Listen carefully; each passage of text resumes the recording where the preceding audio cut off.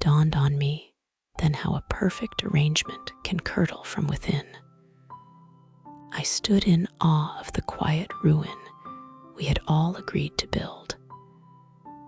And now, the day itself has crossed over, bringing its poison with it.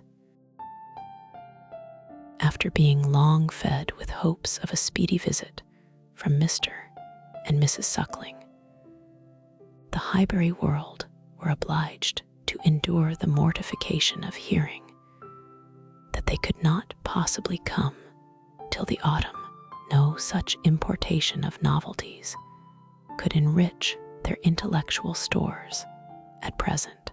In the daily interchange of news, they must be again restricted to the other topics with which for a while the Sucklings' coming had been united, such as the last accounts of Mrs. Churchill, whose health seemed every day to supply a different report, and the situation of Mrs. Weston, whose happiness it was to be hoped might eventually be as much increased by the arrival of a child as that of all her neighbors was by the approach of it.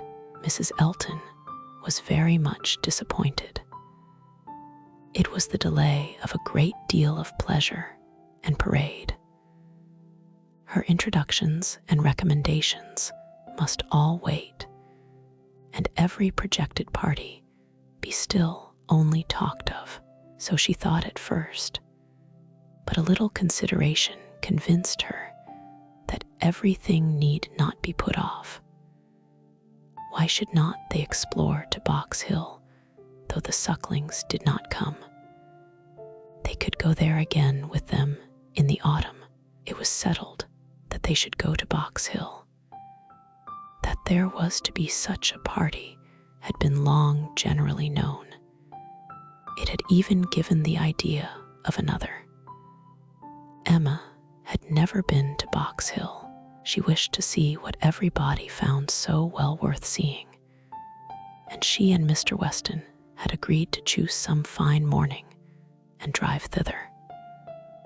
2 or 3 more of the chosen only were to be admitted to join them, and it was to be done in a quiet, unpretending, elegant way, infinitely superior to the bustle and preparation, the regular eating and drinking, and picnic parade of the Eltons and the Sucklings.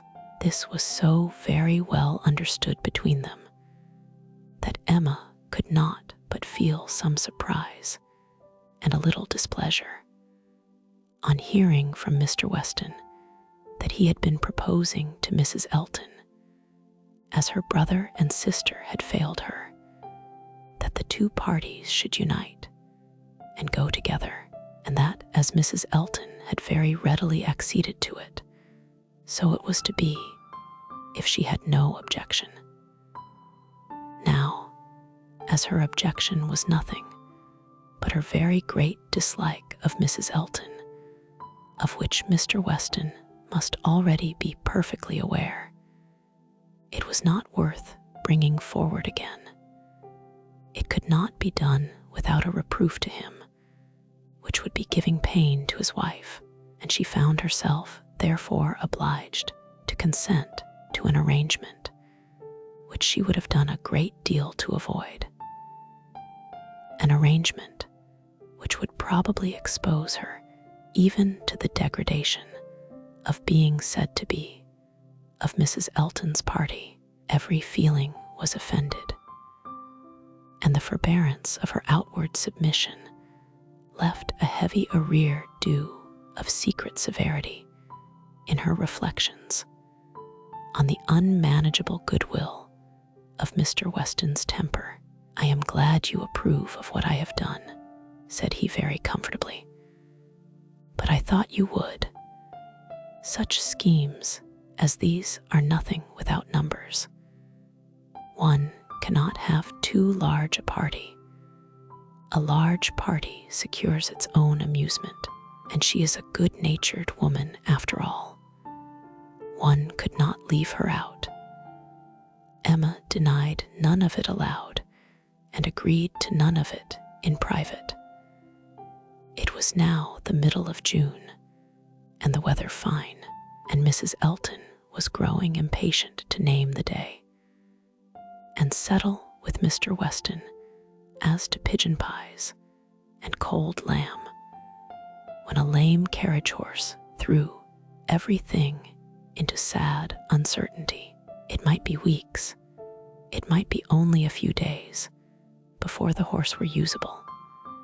But no preparations could be ventured on, and it was all melancholy stagnation. Mrs. Elton's resources were inadequate to such an attack. "Is not this most vexatious, Knightley?" she cried. "And such weather for exploring. These delays and disappointments are quite odious.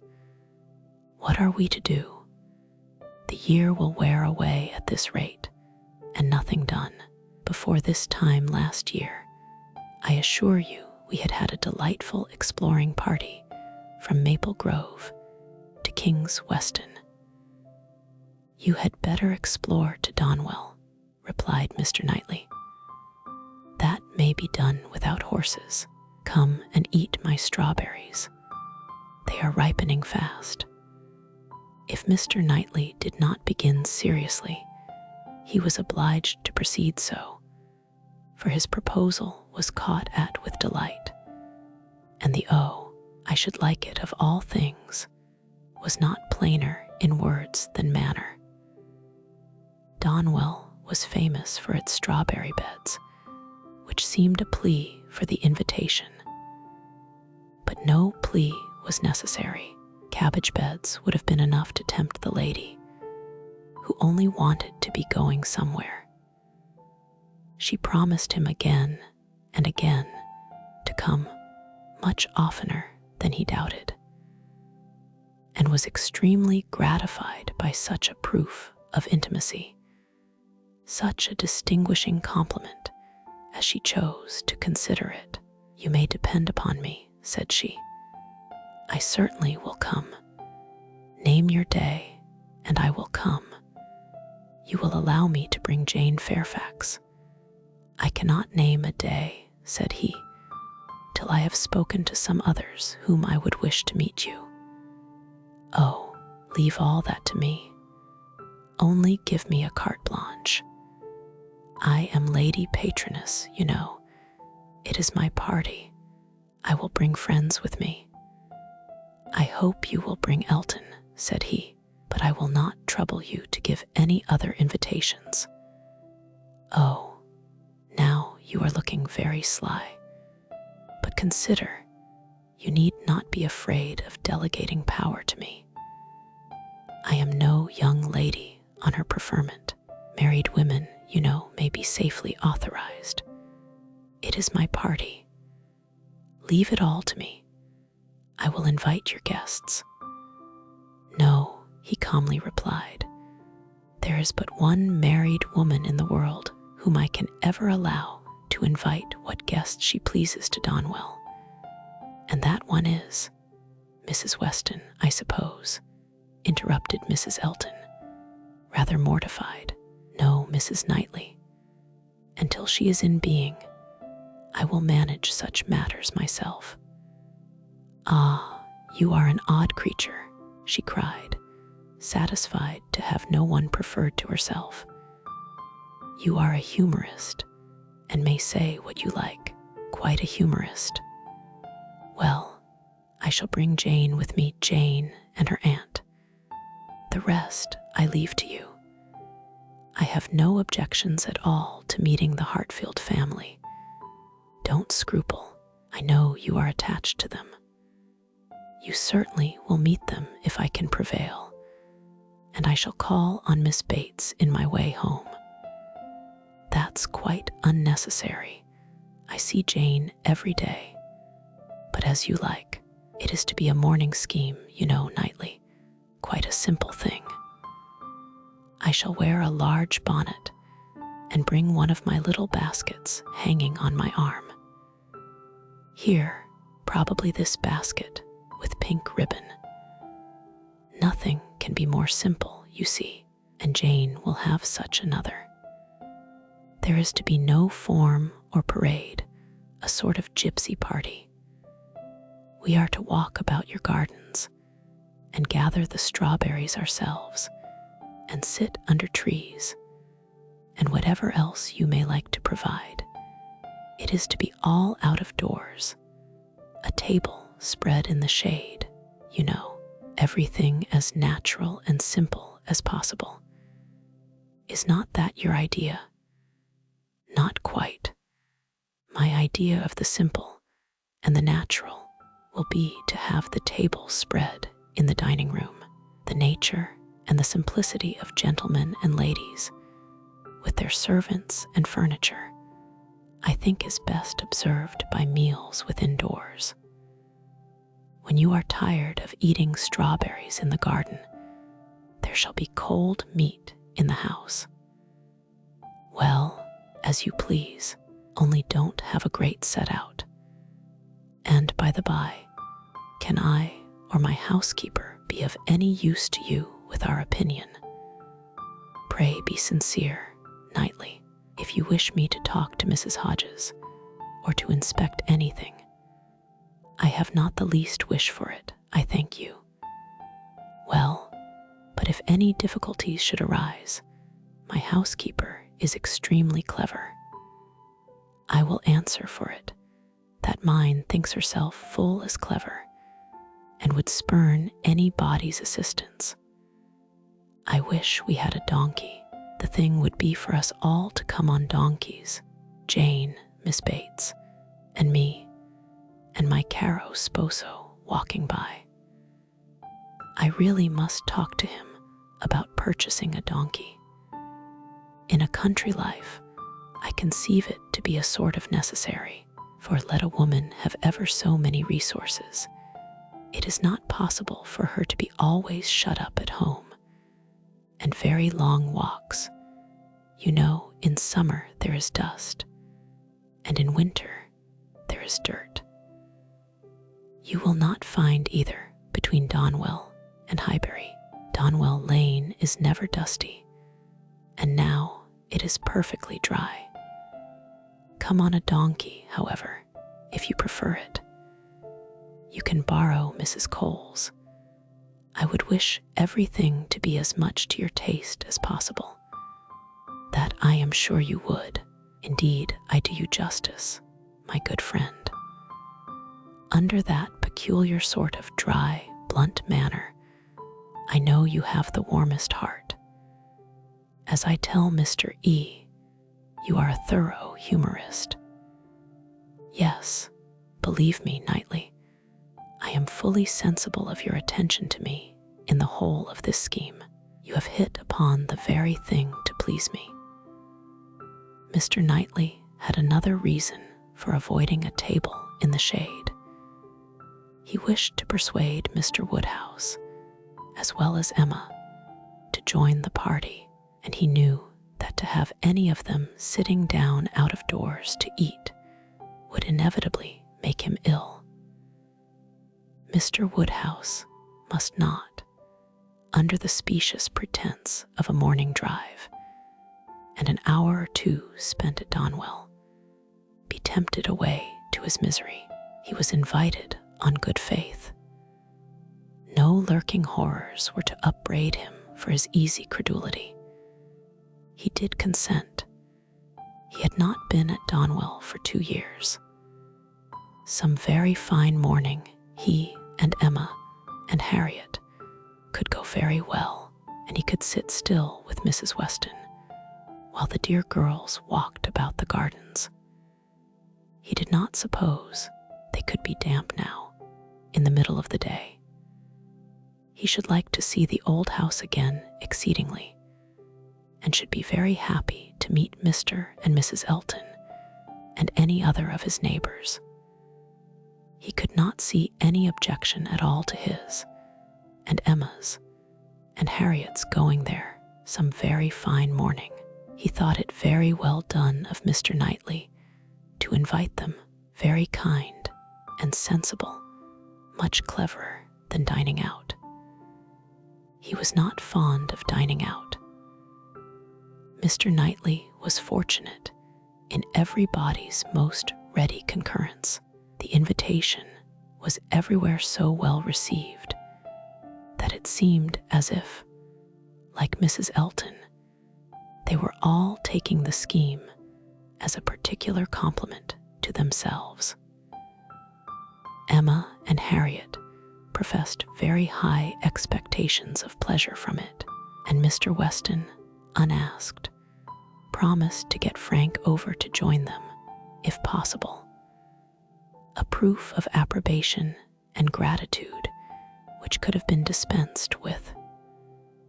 Mr. Knightley was then obliged to say that he should be glad to see him, and Mr. Weston engaged to lose no time in writing and spare no arguments to induce him to come.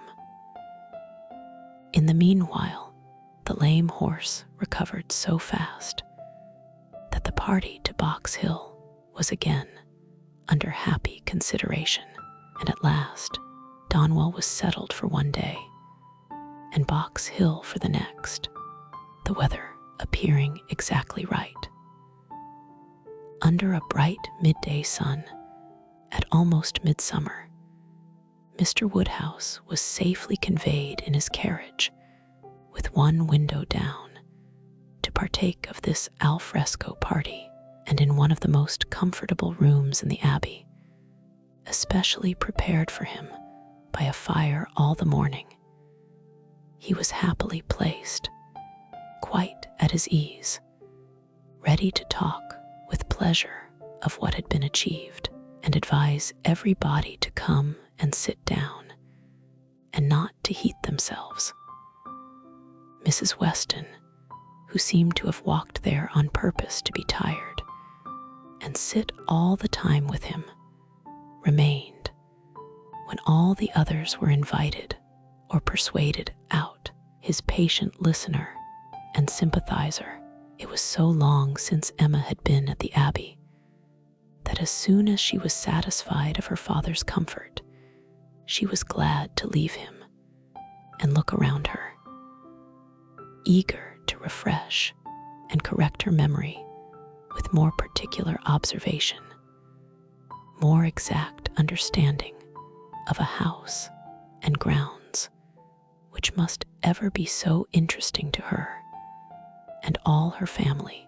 She felt all the honest pride and complacency which her alliance with the present and future proprietor could fairly warrant, as she viewed the respectable size and style of the building, its suitable, becoming, characteristic situation, low and sheltered, its ample gardens stretching down to meadows washed by a stream, of which the Abbey, with all the old neglect of prospect, had scarcely a sight, and its abundance of timber in rows and avenues which neither fashion nor extravagance had rooted up. The house was larger than Hartfield, and totally unlike it, covering a good deal of ground, rambling and irregular, with many comfortable and one or two handsome rooms. It was just what it ought to be, and it looked what it was, and Emma felt an increasing respect for it, as the residence of a family of such true gentility, untainted in blood and understanding. Some faults of temper John Knightley had, but Isabella had connected herself unexceptionably. She had given them neither men, nor names, nor places that could raise a blush.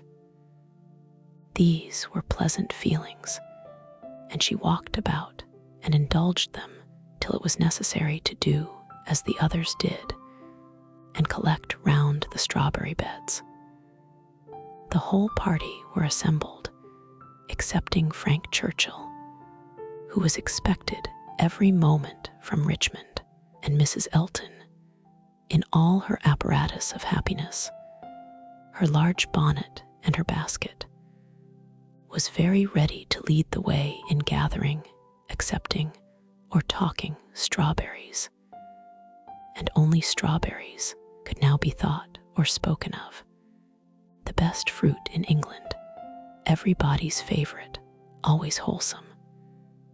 These the finest beds and finest sorts, delightful to gather for oneself, the only way of really enjoying them. Morning decidedly, the best time, never tired, every sort good, hot boy infinitely superior, no comparison, the others hardly eatable, hot boys very scarce, chili preferred, white wood finest flavor of all price of strawberries in London, abundance, about Bristol, Maple Grove, cultivation, beds when to be renewed gardeners, thinking exactly different, no general rule gardeners, never to be put out of their way delicious fruit, only too rich to be eaten much of inferior to cherries, currants more refreshing, only objection to gathering strawberries, the stooping, glaring sun, tired to death, could bear it no longer, must go and sit in the shade. Such, for half an hour, was the conversation, interrupted only once by Mrs. Weston, who came out, in her solicitude after her son-in-law, to inquire if he were come, and she was a little uneasy. She had some fears of his horse.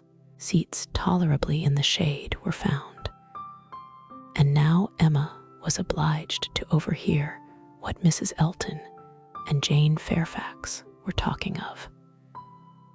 A situation, a most desirable situation, was in question. Mrs. Elton had received notice of it that morning and was in raptures. It was not with Mrs. Suckling, it was not with Mrs. Bragg, but in felicity and splendor. It fell short only of them. It was with a cousin of Mrs. Bragg, an acquaintance of Mrs. Suckling, a lady known at Maple Grove, delightful, charming, superior, first circles, spheres, lines, ranks, everything. And Mrs. Elton was wild to have the offer closed with immediately. On her side, all was warmth, energy, and triumph, and she positively refused to take her friend's negative, though Miss Fairfax continued to assure her that she would not at present engage in anything, repeating the same motives which she had been heard to urge before. Still, Mrs. Elton insisted on being authorized to write an acquiescence by the morrow's post. How Jane could bear it at all was astonishing to Emma. She did look vexed, she did speak pointedly, and at last, with a decision of action unusual to her, proposed a removal. Should not they walk? Would not Mr. Knightley show them the gardens, all the gardens? She wished to see the whole extent. The pertinacity of her friend seemed more than she could bear. It was hot, and after walking some time over the gardens in a scattered, dispersed way, scarcely any three together, they insensibly followed one another to the delicious shade of a broad, short avenue of limes, which, stretching beyond the garden at an equal distance from the river, seemed the finish of the pleasure grounds. It led to nothing but a view at the end over a low stone wall with high pillars, which seemed intended, in their erection, to give the appearance of an approach to the house, which never had been there, disputable, however, as might be the taste of such a termination. It was in itself a charming walk, and the view which closed it extremely pretty. The considerable slope, at nearly the foot of which the abbey stood, gradually acquired a steeper form beyond its grounds, and at half a mile distant was a bank of considerable abruptness and grandeur, well clothed with wood, and at the bottom of this bank, favorably placed and sheltered, rose the Abbey Mill Farm, with meadows in front, and the river making a close and handsome curve around it. It was a sweet view, sweet to the eye and the mind. English verdure, English culture, English comfort, seen under a sun bright, without being oppressive.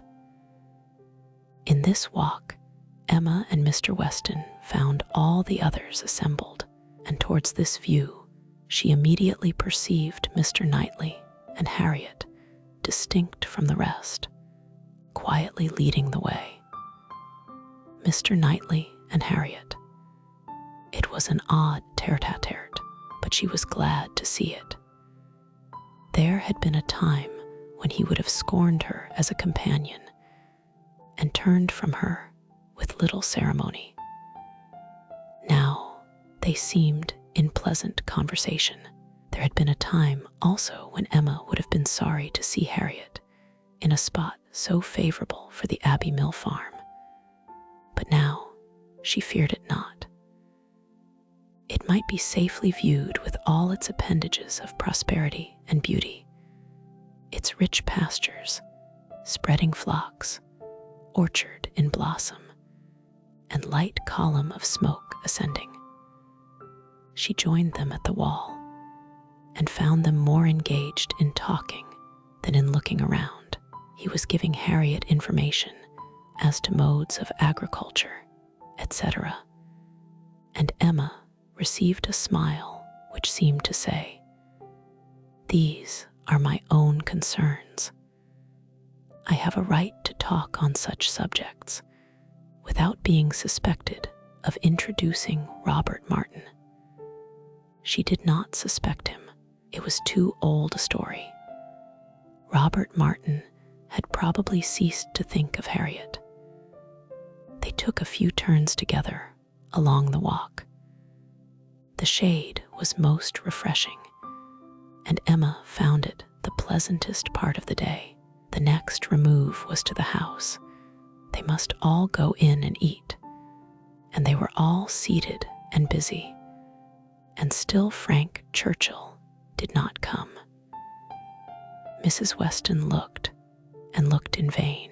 His father would not own himself uneasy, and laughed at her fears, but she could not be cured of wishing that he would part with his black mare. He had expressed himself as to coming with more than common certainty. His aunt was so much better that he had not a doubt of getting over to them. Mrs. Churchill's state, however, as many were ready to remind her, was liable to such sudden variation as might disappoint her nephew in the most reasonable dependence. And Mrs. Weston was at last persuaded to believe, or to say, that it must be by some attack of Mrs. Churchill that he was prevented coming. Emma looked at Harriet while the point was under consideration. She behaved very well and betrayed no emotion. The cold repast was over, and the party were to go out once more to see what had not yet been seen, the old Abbey fish ponds, perhaps get as far as the clover, which was to be begun cutting on the morrow, or, at any rate, have the pleasure of being hot and growing cool again. Mr. Woodhouse, who had already taken his little round in the highest part of the gardens, where no damps from the river were imagined even by him, stirred no more, and his daughter resolved to remain with him, that Mrs. Weston might be persuaded away by her husband to the exercise and variety which her spirits seemed to need. Mr. Knightley had done all in his power for Mr. Woodhouse's entertainment. Books of engravings, drawers of medals, cameos, corals, shells, and every other family collection within his cabinets had been prepared for his old friend to while away the morning, and the kindness had perfectly answered. Mr. Woodhouse had been exceedingly well amused. Mrs. Weston had been showing them all to him, and now he would show them all to Emma, fortunate in having no other resemblance to a child than in a total want of taste for what he saw. For he was slow, constant, and methodical. Before this second looking over was begun, however, Emma walked into the hall for the sake of a few moments' free observation of the entrance and ground plot of the house, and was hardly there when Jane Fairfax appeared, coming quickly in from the garden, and with a look of escape. Little expecting to meet Miss Woodhouse so soon, there was a start at first, but Miss Woodhouse was the very person she was in quest of. "Will you be so kind," said she, "when I am missed, as to say that I am gone home? I am going this moment. My aunt is not aware how late it is, nor how long we have been absent, but I am sure we shall be wanted, and I am determined to go directly. I have said nothing about it to anybody. It would only be giving trouble and distress. Some are gone to the ponds, and some to the lime walk. Till they all come in, I shall not be missed, and when they do, will you have the goodness to say that I am gone? Certainly, if you wish it, but you are not going to walk to Highbury alone." "Yes, what should hurt me? I walk fast. I shall be at home in 20 minutes. But it is too far, indeed it is, to be walking quite alone. Let my father's servant go with you. Let me order the carriage. It can be round in 5 minutes. Thank you, but on no account. I would rather walk, and for me to be afraid of walking alone, I, who may so soon have to guard others." She spoke with great agitation, and Emma very feelingly replied, "That can be no reason for your being exposed to danger now. I must order the carriage. The heat even would be danger. You are fatigued already." "I am," she answered. "I am fatigued, but it is not the sort of fatigue. Quick walking will refresh me. Miss Woodhouse, we all know at times what it is to be wearied in spirits. Mine, I confess, are exhausted. The greatest kindness you can show me will be to let me have my own way, and only say that I am gone when it is necessary." Emma had not another word to oppose. She saw it all, and entering into her feelings, promoted her quitting the house immediately, and watched her safely off with the zeal of a friend. Her parting look was grateful, and her parting words, "Oh, Miss Woodhouse, the comfort of being sometimes alone," seemed to burst from an overcharged heart, and to describe somewhat of the continual endurance to be practiced by her, even towards some of those who loved her best. "Such a home, indeed. Such an aunt," said Emma, as she turned back into the hall again. "I do pity you, and the more sensibility you betray of their just horrors, the more I shall like you. Jane had not been gone a quarter of an hour, and they had only accomplished some views of St. Mark's Place, Venice, when Frank Churchill entered the room. Emma had not been thinking of him. She had forgotten to think of him, but she was very glad to see him. Mrs. Weston would be at ease. The black mare was blameless. They were right who had named Mrs. Churchill as the cause. He had been detained by a temporary increase of illness in her, a nervous seizure, which had lasted some hours, and he had quite given up every thought of coming till very late. And had he known how hot a ride he should have, and how late, with all his hurry, he must be, he believed he should not have come at all. The heat was excessive. He had never suffered anything like it, almost wished he had stayed at home. Nothing killed him like heat. He could bear any degree of cold, etc. But heat was intolerable, and he sat down at the greatest possible distance from the slight remains of Mr. Woodhouse's fire, looking very deplorable. "You will soon be cooler if you sit still," said Emma. "As soon as I am cooler, I shall go back again. I could very ill be spared, but such a point had been made of my coming. You will all be going soon, I suppose, the whole party breaking up. I met one as I came, madness in such weather.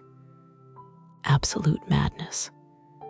Emma listened and looked, and soon perceived that Frank Churchill's state might be best defined by the expressive phrase of being out of humor. Some people were always cross when they were hot.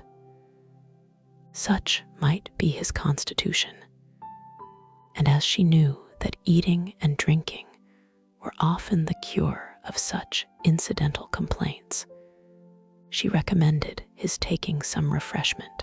He would find abundance of everything in the dining room, and she humanely pointed out the door.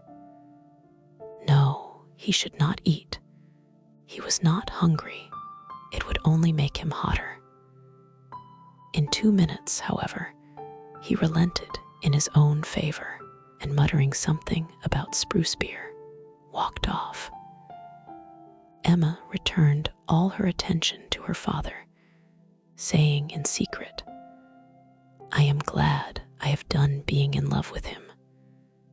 I should not like a man who is so soon discomposed by a hot morning. Harriet's sweet, easy temper will not mind it." He was gone long enough to have had a very comfortable meal, and came back all the better, grown quite cool, and with good manners, like himself, able to draw a chair close to them, take an interest in their employment, and regret, in a reasonable way, that he should be so late. He was not in his best spirits, but seemed trying to improve them, and at last made himself talk nonsense very agreeably. They were looking over views in Switzerland. "As soon as my aunt gets well, I shall go abroad," said he. "I shall never be easy till I have seen some of these places. You will have my sketches, some time or other, to look at, or my tour to read, or my poem. I shall do something to expose myself. That may be, but not by sketches in Switzerland. You will never go to Switzerland. Your uncle and aunt will never allow you to leave England. They may be induced to go too. A warm climate may be prescribed for her. I have more than half an expectation of our all going abroad. I assure you I have. I feel a strong persuasion this morning that I shall soon be abroad. I ought to travel. I am tired of doing nothing. I want a change.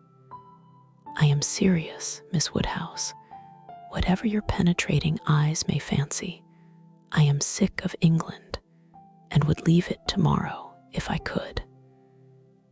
You are sick of prosperity and indulgence. Cannot you invent a few hardships for yourself and be contented to stay? I sick of prosperity and indulgence. You are quite mistaken. I do not look upon myself as either prosperous or indulged. I am thwarted in everything material. I do not consider myself at all a fortunate person. You are not quite so miserable, though, as when you first came. Go and eat and drink a little more, and you will do very well. Another slice of cold meat, another draught of Madeira and water will make you nearly on a par with the rest of us. No, I shall not stir. I shall sit by you. You are my best cure. We are going to Box Hill tomorrow. You will join us. It is not Switzerland, but it will be something for a young man so much in want of a change. You will stay and go with us. No, certainly not. I shall go home in the cool of the evening. But you may come again in the cool of tomorrow morning. No, it will not be worthwhile. If I come, I shall be cross. Then pray stay at Richmond. But if I do, I shall be crosser still.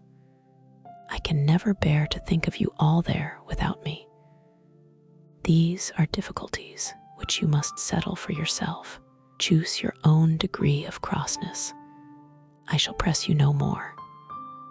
The rest of the party were now returning, and all were soon collected. With some, there was great joy at the sight of Frank Churchill. Others took it very composedly, but there was a very general distress and disturbance on Miss Fairfax's disappearance being explained. That it was time for everybody to go concluded the subject, and with a short final arrangement for the next day's scheme, they parted. Frank Churchill's little inclination to exclude himself increased so much that his last words to Emma were, "Well, if you wish me to stay and join the party, I will." She smiled her acceptance, and nothing less than a summons from Richmond was to take him back before the following evening. They had a very fine day for Box Hill, and all the other outward circumstances of arrangement, accommodation, and punctuality were in favor of a pleasant party. Mr. Weston directed the whole, officiating safely between Hartfield and the vicarage, and everybody was in good time. Emma and Harriet went together, Miss Bates and her niece, with the Eltons, the gentleman on horseback. Mrs. Weston remained with Mr. Woodhouse. Nothing was wanting but to be happy when they got there. 7 miles were traveled in expectation of enjoyment, and everybody had a burst of admiration on first arriving, but in the general amount of the day there was deficiency. There was a languor, a want of spirits, a want of union, which could not be got over. They separated too much into parties. The Eltons walked together. Mr. Knightley took charge of Miss Bates and Jane, and Emma and Harriet belonged to Frank Churchill. And Mr. Weston tried in vain to make them harmonize better. It seemed at first an accidental division, but it never materially varied. Mr. and Mrs. Elton, indeed, showed no unwillingness to mix and be as agreeable as they could. But during the 2 whole hours that were spent on the hill, there seemed a principle of separation between the other parties, too strong for any fine prospects, or any cold collation, or any cheerful Mr. Weston to remove. At first, it was downright dullness to Emma. She had never seen Frank Churchill so silent and stupid. He said nothing worth hearing, looked without seeing, admired without intelligence, listened without knowing what she said. While he was so dull, it was no wonder that Harriet should be dull likewise, and they were both insufferable. When they all sat down, it was better. To her taste, a great deal better, for Frank Churchill grew talkative and gay, making her his first object. Every distinguishing attention that could be paid was paid to her.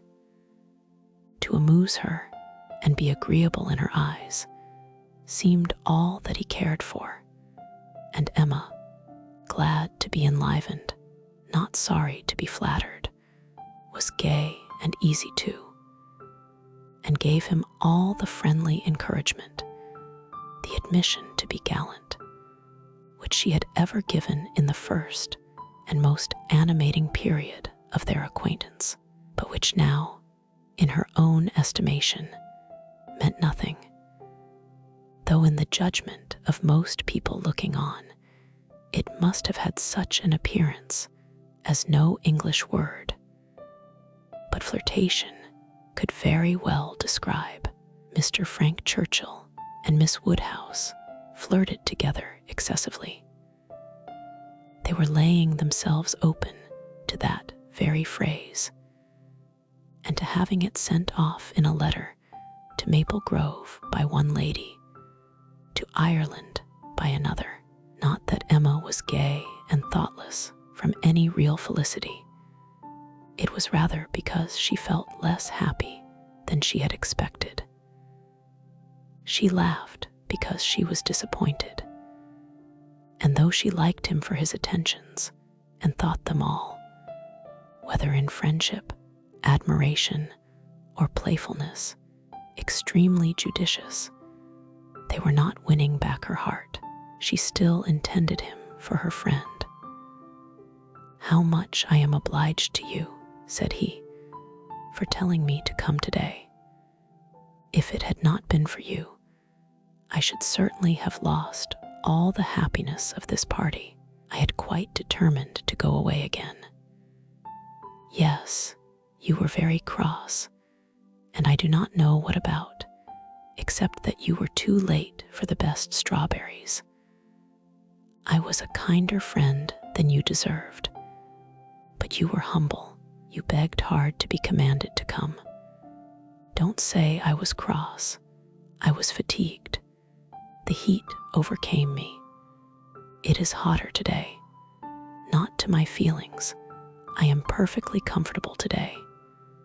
You are comfortable because you are under command. Your command, yes.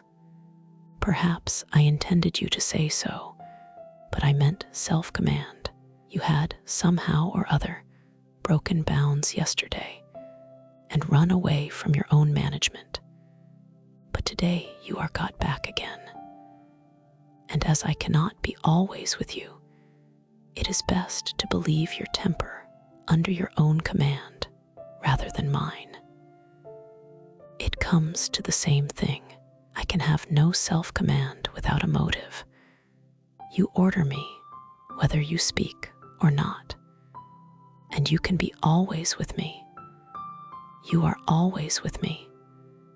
Dating from 3 o'clock yesterday, my perpetual influence could not begin earlier, or you would not have been so much out of humor before.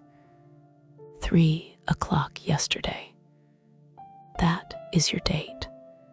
I thought I had seen you first in February. Your gallantry is really unanswerable. But lowering her voice, nobody speaks except ourselves, and it is rather too much to be talking nonsense for the entertainment of 7 silent people. "I say nothing of which I am ashamed," replied he, with lively impudence. "I saw you first in February. Let every body on the hill hear me if they can. Let my accents swell to Mickleham on one side and Dorking on the other. I saw you first in February." And then, whispering, "Our companions are excessively stupid. What shall we do to rouse them? Any nonsense will serve. They shall talk. Ladies and gentlemen, I am ordered by Miss Woodhouse, who, wherever she is, presides, to say that she desires to know what you are all thinking of." Some laughed and answered good-humoredly. Miss Bates said a great deal. Mrs. Elton swelled at the idea of Miss Woodhouse's presiding. Mr. Knightley's answer was the most distinct. "Is Miss Woodhouse sure that she would like to hear what we are all thinking of?" "Oh, no, no," cried Emma, laughing as carelessly as she could. "Upon no account in the world. It is the very last thing I would stand the brunt of just now. Let me hear anything rather than what you are all thinking of. I will not say quite all. There are one or two, perhaps," glancing at Mr. Weston and Harriet, "whose thoughts I might not be afraid of knowing." "It is a sort of thing," cried Mrs. Elton emphatically, "which I should not have thought myself privileged to inquire into, though perhaps, as the chaperone of the party, I never was in any circle exploring parties, young ladies, married women." Her mutterings were chiefly to her husband, and he murmured in reply, "Very true, my love, very true. Exactly so, indeed, quite unheard of. But some ladies say anything. Better pass it off as a joke. Everybody knows what is due to you." "It will not do," whispered Frank to Emma. "They are most of them affronted. I will attack them with more address.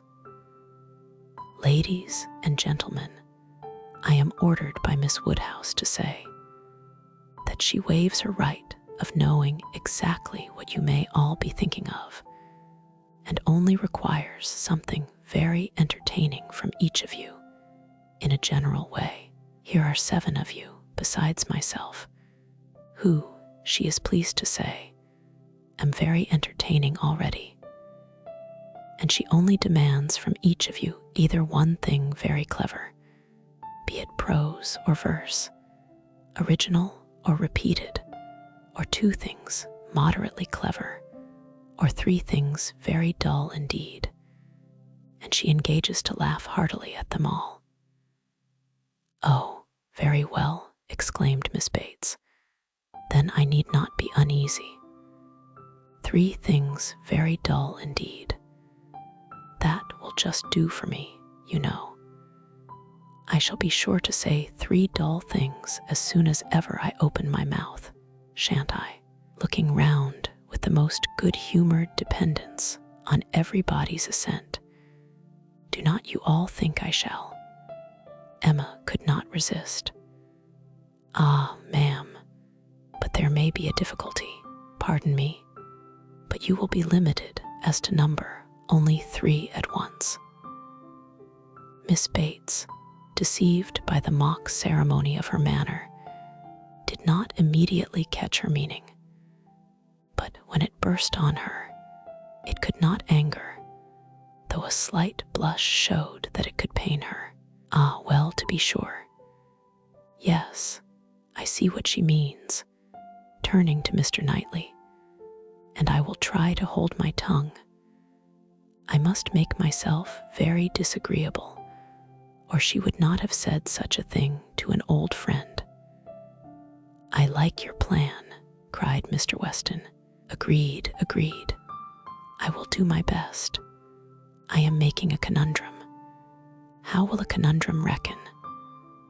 Lo, "I am afraid, sir," very low answered his son, "but we shall be indulgent, especially to anyone who leads the way." "No, no," said Emma, "it will not reckon low. A conundrum of Mr. Weston's shall clear him and his next neighbor.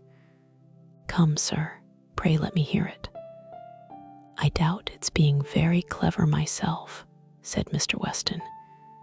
"It is too much a matter of fact, but here it is. What 2 letters of the alphabet are there that express perfection? What 2 letters express perfection? I am sure I do not know. Ah, you will never guess.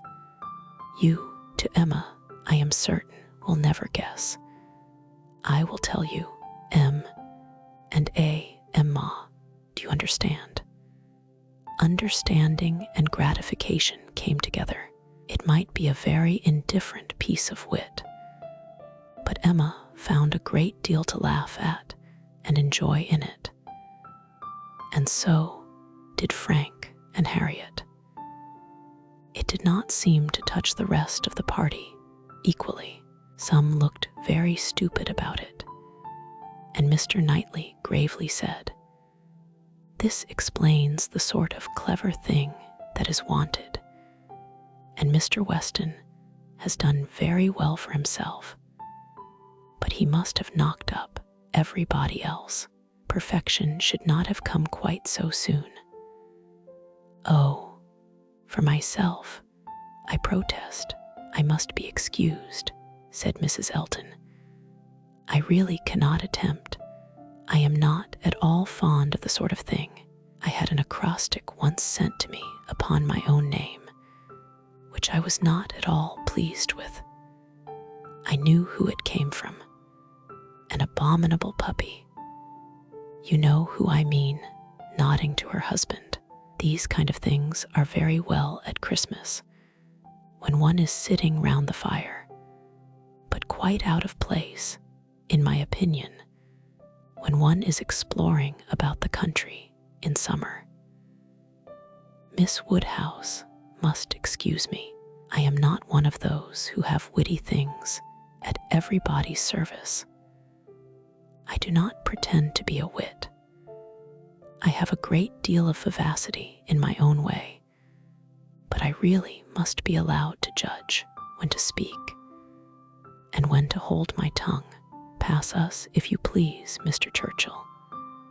Pass Mr. E. Knightley, Jane, and myself. We have nothing clever to say, not one of us."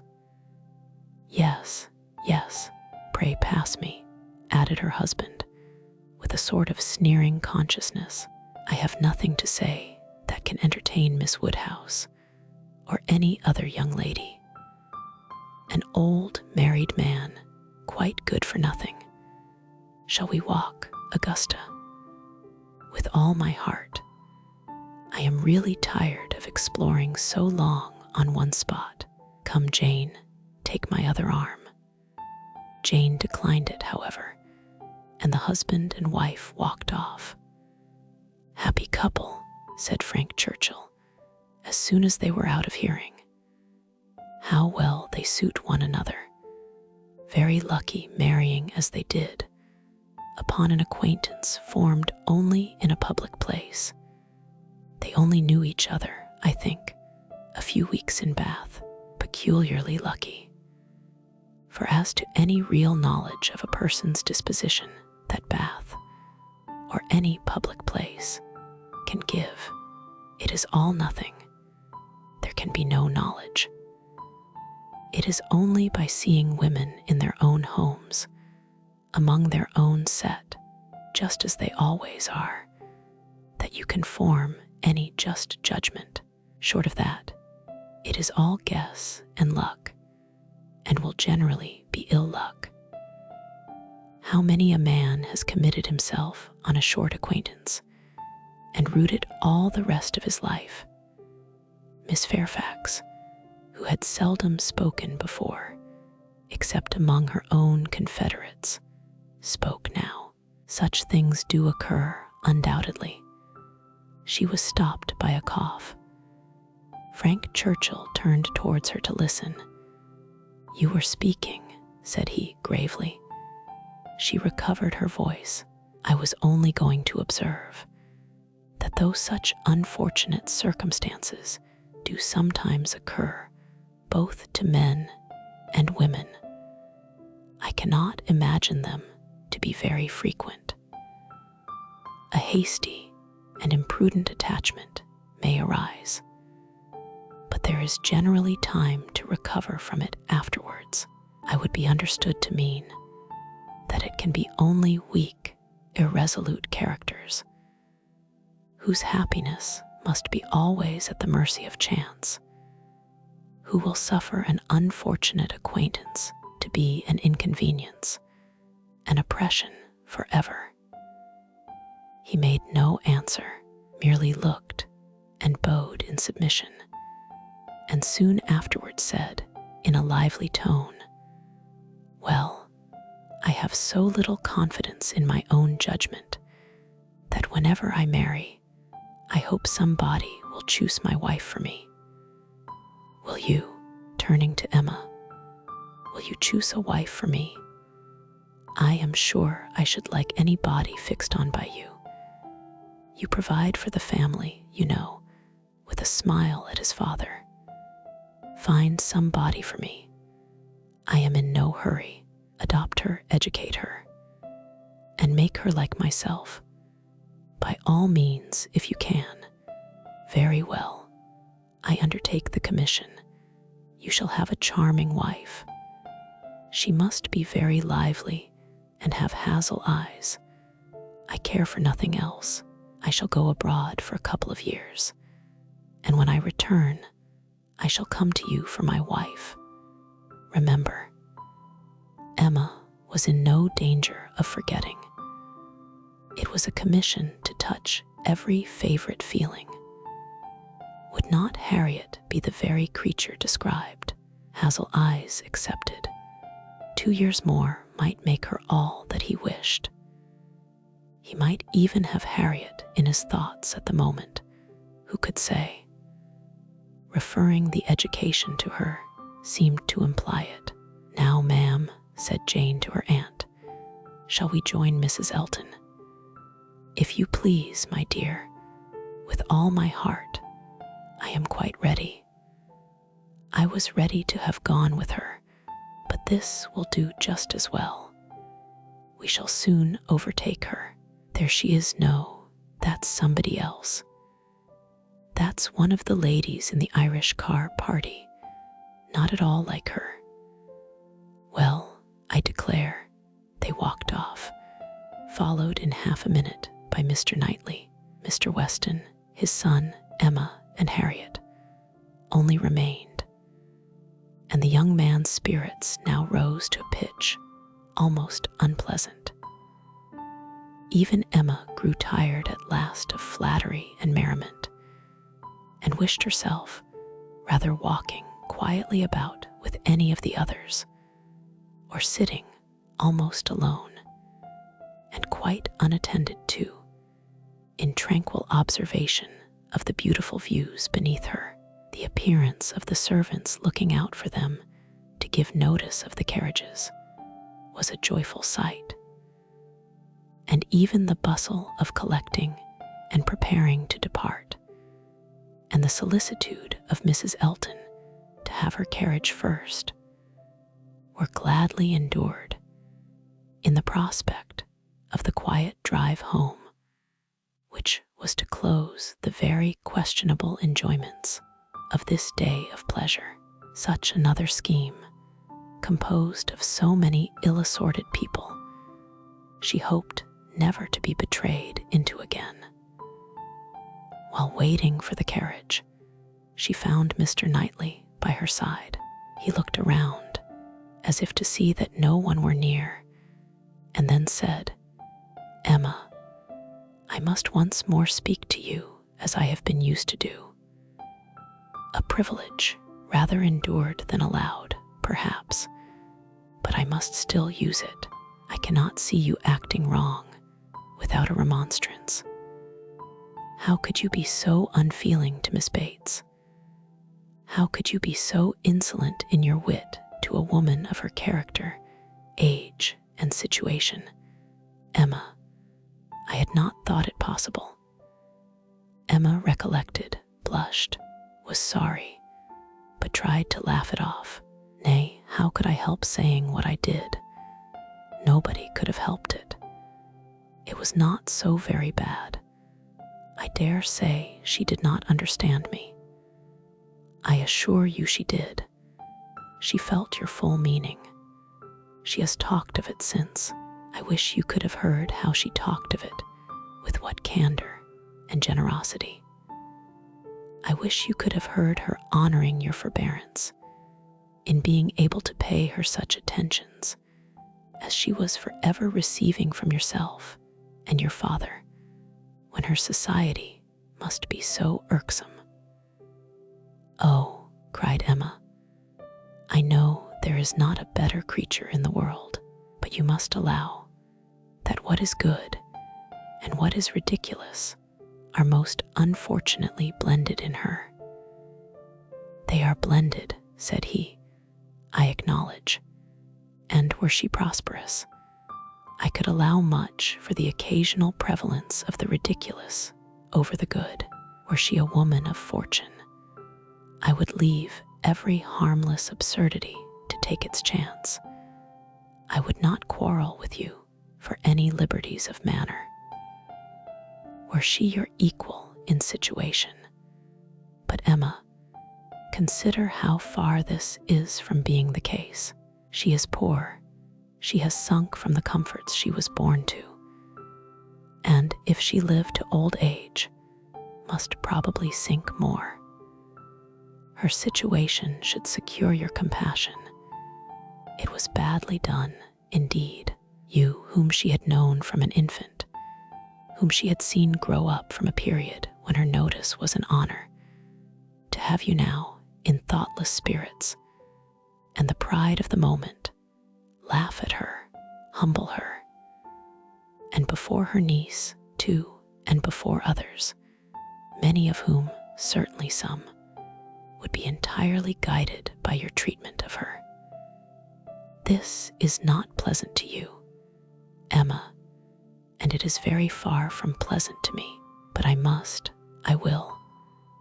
will tell you truths while I can, satisfied with proving myself your friend by very faithful counsel, and trusting that you will some time or other do me greater justice than you can do now. While they talked, they were advancing towards the carriage. It was ready, and before she could speak again, he had handed her in. He had misinterpreted the feelings which had kept her face averted and her tongue motionless. They were combined only of anger against herself, mortification, and deep concern. She had not been able to speak, and on entering the carriage, sunk back for a moment, overcome. Then, reproaching herself for having taken no leave, making no acknowledgment, parting in apparent sullenness, she looked out with voice and hand eager to show a difference, but it was just too late. He had turned away, and the horses were in motion. She continued to look back, but in vain, and soon, with what appeared unusual speed, they were halfway down the hill, and everything left far behind. She was vexed beyond what could have been expressed, almost beyond what she could conceal. Never had she felt so agitated, mortified, grieved, at any circumstance in her life. She was most forcibly struck. The truth of this representation there was no denying. She felt it at her heart. How could she have been so brutal, so cruel to Miss Bates? How could she have exposed herself to such ill opinion in anyone she valued, and how suffer him to leave her without saying one word of gratitude, of concurrence, of common kindness. Time did not compose her. As she reflected more, she seemed but to feel it more. She never had been so depressed. Happily, it was not necessary to speak. There was only Harriet, who seemed not in spirits herself, fagged, and very willing to be silent. And Emma felt the tears running down her cheeks almost all the way home, without being at any trouble to check them, extraordinary as they were.